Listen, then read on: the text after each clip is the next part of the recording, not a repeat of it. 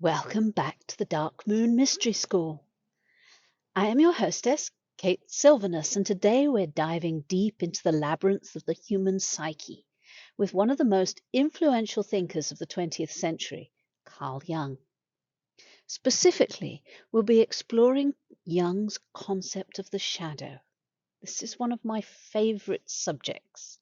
The hidden, often rejected parts of ourselves that lurk in the depths of our unconscious. It isn't about fear or darkness. It's about understanding the parts of us we've disowned, ignored, or buried. And as I see it, confronting the shadow isn't just a psychological exercise, it's a spiritual journey. And it's a path that I've found that takes you to wholeness and a key to unlocking our true potential. So grab a notebook, light a candle, whatever, as we venture into the shadows. This is going to be a journey of self-discovery and transformation, maybe a little magic. So before we dive into the shadow, let's take a look to understand the man behind the theory. Carl Jung was a Swiss psychiatrist and psychoanalyst who lived from 1875 to 1961. He was a protege, a friend, sometimes companion, but his mentor was Sigmund Freud. The two eventually parted ways over fundamental differences of the views of the human psyche. While Freud focused on the unconscious as a repository of repressed desires and traumas, Jung saw it as something far richer and more mysterious. He believed that the unconscious was not just a personal, but collective, a shared reservoir of archetypes, symbols, and myths that shape our experiences and behavior. And obviously, I kind of like Jung better. His work laid the foundations for analytical psychologies, and his ideas have influenced everything from psychotherapy to literature, art, even pop culture. But perhaps his most enduring contribution to his exploration of the shadows. So what exactly is the shadow? In Jung's own words, the shadow is the thing a person has no wish to be. If you think about it, I don't want to be so many things. We concentrate sometimes on what we don't want. I don't want this, I don't want that. About what you do want. But it's the part of ourselves we reject, deny, or hide, often because it doesn't align with our self-image or societal expectations.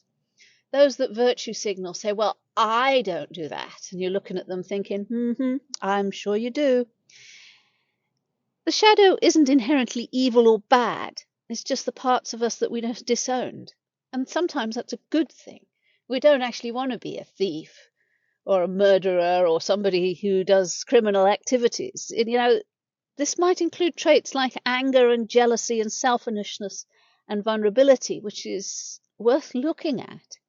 But it can also include positive qualities like creativity, ambition, or sensuality that we've been taught to suppress. Jung believed that the shadow forms in our childhood. As we learn to adapt to the world around us, we're told to be good, polite, strong, or successful, and we push down anything that doesn't fit those ideals. Over time, these rejected parts of ourselves sink into the unconscious, where they fester, grow, and often manifest in ways we don't expect. For example, have you ever found yourself overreacting to something small, like a friend's offhand comment or a minor inconvenience, or somebody leaving a rude comment on your Facebook page? Overreacting is something it has been done to me, and yes, I get triggered still. So it's often at the shadow at work. And to me, it's a marker point. It's like, oh, that triggered you. That's interesting. Let's have a look at that. But it's like a pressure cooker. If we don't acknowledge and integrate these hidden parts of ourselves, they find a way to erupt. One of the most fascinating aspects of Jung's work is how he connected the shadows to myths, fairy tales, and religious stories. He believed that these narratives are an expression of the collective unconscious, and they often revolve around struggle between light and dark, good and evil. And those that know me know I can't stand the duality stuff, but it's inbuilt in us. Traditionally, mentally, psychologically, it's all inside of us. This struggle between doing the right thing, not doing the right thing, light, dark, good, evil, male, female. It's all duality. Take the story of Jekyll and Hyde, for example. On the surface, it's a tale of a man who transforms into a monstrous alter ego. But on a deeper level, it's a metaphor for the shadow, the parts of ourselves we try to keep hidden, which inevitably come to the surface. Or consider the myth of the hero's journey, which Jung saw as a blueprint for psychological growth. In almost every hero story, there's a moment of descent into the underworld, confrontation with darkness, death, or the unknown. This, Jung argued, is the shadow work. It's the hero's ability to face their fears, integrate their darkness, and emerge transformed. That makes them a true hero. People that haven't gone through the shadow are kind of lacking. It's like they haven't looked at part of themselves. But people that have, when they've gone through the shadow and outside, they find a true light. It's like they're a light in both weight and illumination. But you have to go through the shadow to get through to the other side, where there you can find the true light, enlightenment, and all of those things. But without the shadow, you definitely can't get to the light part. These stories and stuff, it all reminds us that the shadow isn't something to be feared or avoided. It has to be done. It's a necessary part of the journey to wholeness. Okay, so how do we work with the shadow? First step is knowing of its existence. First step, Jung believed, was awareness. We need to shine a light on the parts of ourselves we've been avoiding. Yeah, I know. Cheesy stuff, but have a look through it. One way is through journeying or self-reflection, meditation. Ask yourself, what traits or emotions do I judge harshly in myself, and what do I judge harshly in others? Often it's the things that irritate us in other people that are reflections of our own shadow. For example, I worked at a place in London once upon a time, many, many years ago, and there was a woman there who would look at her watch every time I walked in the door, or every time I had a lunch break. She wasn't my boss. She wasn't the one I had to answer to. But there she would be, looking at her watch, tut, tut, tut, tut. And it irritated me. And it was like, I'm not late. Often I'm early. And even if I was early, she'd still be tut-tutting at her watch. And it was like, okay, let's look at myself. Let's see why this irritates me. Why does she get on my nerves like this? And so I had a chat with her, and she's not an easy woman to be around, but I got the fact that I was triggered is because part of me does the same. Part of me would be looking at people going, "Ooh, you are not on time, tut, tut, tut." And looking at her helped me see an intersection where I was relying on time too much. And so I started leaving my watch behind and sort of going just blindly. And as I did that and let go of the fact that other people are sometimes late, she stopped doing it. And I thought that was quite an achievement, looking at my own triggers and helping out sort of with the world around me. So another powerful tool is dream analysis. Dreams are messages from our unconscious, Jung believed, and they often contain symbols or figures representing the shadow. Keeping a dream journal and reflecting on recurring themes can help you uncover aspects of yourself. I've done this a few times, but keeping a dream journal, often you can go back years and thinking, well, I have no idea what that meant, but it probably works in some people.